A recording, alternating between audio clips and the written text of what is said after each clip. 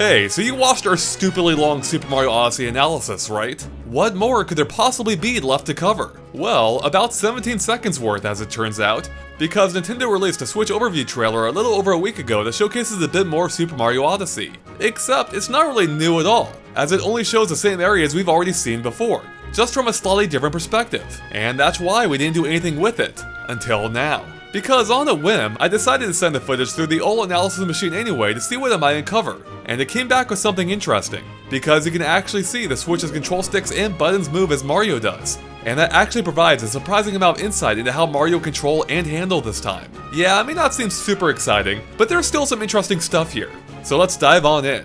So, to the surprise of absolutely no one, the left stick can be seen controlling Mario, while the right one is for full camera control, as shown in this scene, with the control stick being pushed right to swing the camera to the left, and then tilted slightly upward to lower the camera's perspective. But what's perhaps more interesting is that this is the only scene that the right stick moves in at all, meaning every other scene where the camera moves is entirely automatic, such as how it continues to track Mario here as he runs past the camera before following behind him. But interestingly, in the city scene, it remains a set distance from Mario as he runs directly toward it, which could mean that the camera only tries to get behind him when he's running at an angle to it, similar to how it behaved in Super Mario 64 and Mario Sunshine. Now, besides the camera controls, we have another shocker for you. The B button is jump, just like nearly every other recent Mario game. But hey, it is nice to have that confirmation. But here's where things start to get a little more interesting, because we now know how Mario's hat throwing trick works. Mostly. Because in this scene, we can see Mario throws his hat by tapping the Y button, and it automatically returns to Mario's head shortly thereafter, even including a quick animation of Mario putting it back on. But in another scene, his hat hovers in place long enough for Mario to bounce off of it, and we can see that in order to hold it in place, you'll have to keep holding down the Y button. And as for bouncing off of it, well, we can see that the player doesn't press the jump button at all, meaning that Mario bounces off of it automatically just by touching it, thereby confirming what we suspected back in the reveal trailer analysis. Now we can see Mario perform the same trick just a couple of seconds later, again keeping it in place by holding down the Y button, except this time he uses it to cross a gap by actively jumping on top of it. But here's where things get weird, as the Y button appears to be working overtime. Because right after crossing the gap, Mario performs a dive as he leaps off a building. And we can see that that dive is also performed by tapping Y.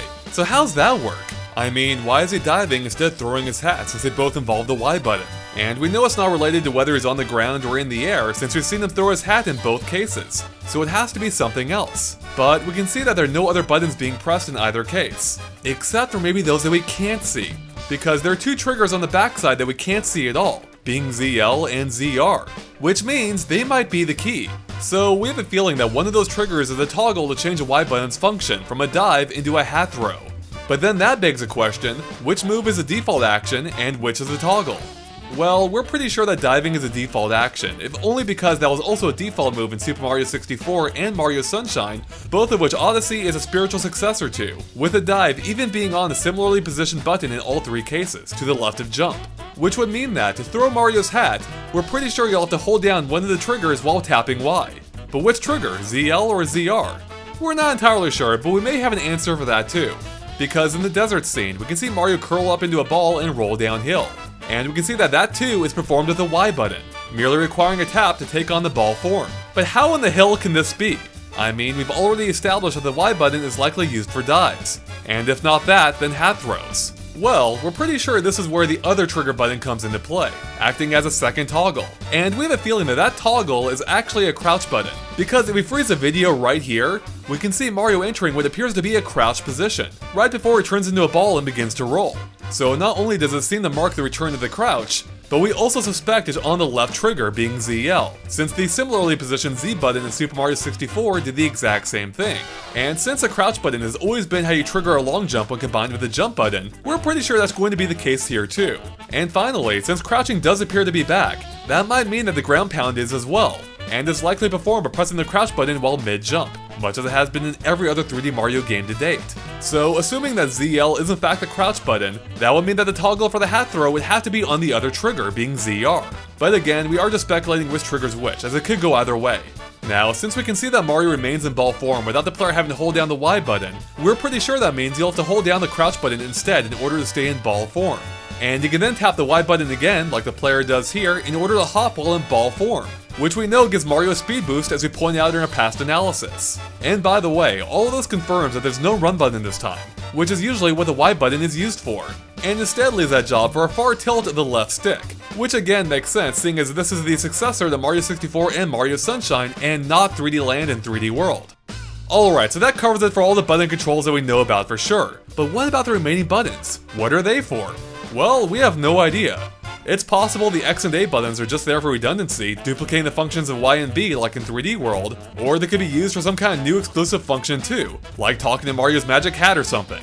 Now, as for the shoulder buttons, well, if we look back at Mario 64 and Sunshine, they were used to instantly change a camera angle, so maybe they'll do something similar here as well. Now, we also never see the control pad being used in the video either, and while it's technically possible that it functions as an alternate means of controlling Mario's movement, we think it's unlikely, both due to the lack of a run button, as well as the fact that you couldn't use a D-pad in Mario 64 or Sunshine either. Alright, and that covers it for the controls, but there are a few final things I wanted to point out. For one, we can see a man straightening his tie in New Donk City. It's just another neat touch. Second, we had previously pointed out that a taxi probably circles a park here endlessly. And sure enough, we can see what might be that same taxi here doing just that. But this time, we can see that just behind it is another taxi, suggesting that there are actually two of them that circle the park. Next, another scene shows a slightly different area of New Donk City, with Mario jumping between some rooftops and kicking a construction barrel, which by the way confirms that kicking happens automatically as we suspected as no buttons are pressed. Oh, and you can still see that barrel bouncing around down there a few seconds later. Yeah, it seems Mario's got quite the kick. No wonder he loves playing soccer. Now those construction barrels are the same ones that we pointed out in our previous analysis, being right here on the map, which means that the start of this scene takes place right here. And while we're here, we finally get a close-up look at a couple of the city's many tarps. But this time, we can see that there's a raised section in the middle. So are you able to bounce off of that portion maybe? Or can you perhaps lift the tarps in some way to reveal what's underneath? Finally, we get another look at the dirt path in the mechanical forest level. And while it doesn't really seem to reveal anything new, it does offer another look at the starting area, but this time from the opposite perspective. See, there's Mario's airship right there.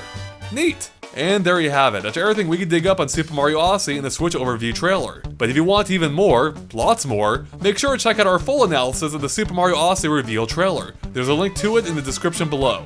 Believe me, it covers way more than we do here. And with that, thanks for watching, and make sure to subscribe to GameXplain if you haven't already for even more on Super Mario Odyssey, the Switch, and other things gaming too.